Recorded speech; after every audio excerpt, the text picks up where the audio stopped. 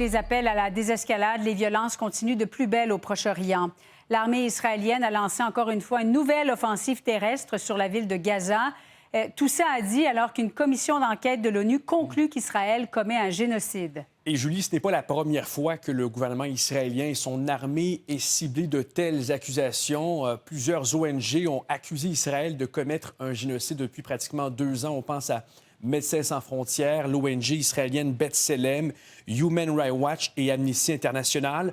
Mais voilà, c'est maintenant une commission d'enquête de l'ONU qui va de telles accusations. Le rapport pointe directement Isaac Herzog, le président israélien, son premier ministre Netanyahou et l'ancien ministre de la Défense Yoav Gallant. On leur reproche des actes pouvant constituer un génocide, comme par exemple tuer des membres d'un groupe, infliger de graves dommages physiques et psychologiques, imposer des conditions de vie destinées à détruire un groupe et empêcher les naissances. Et Julie, le plus difficile, c'est l'intention.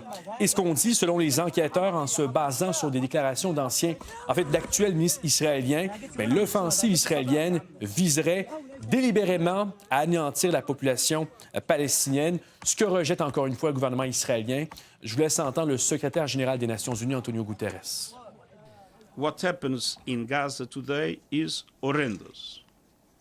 We are seeing massive destruction of neighborhoods, now the systematic destruction of Gaza City.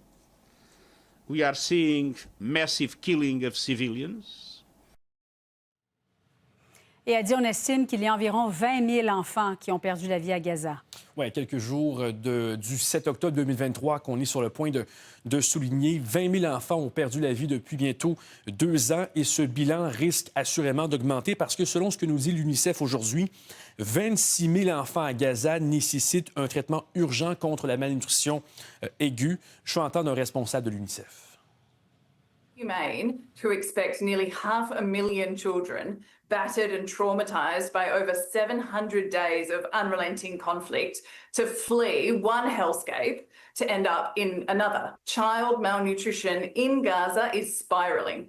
We estimate 26,000 children in the Gaza Strip currently require treatment for acute malnutrition today, including more than 10,000 in Gaza City alone. Je rappelle que l'offensive a fait plus de 60 000 morts dans la bande de Gaza et qu'il reste toujours détenu une cinquantaine d'otages par le Hamas, Julie. Merci, Adi. Au revoir.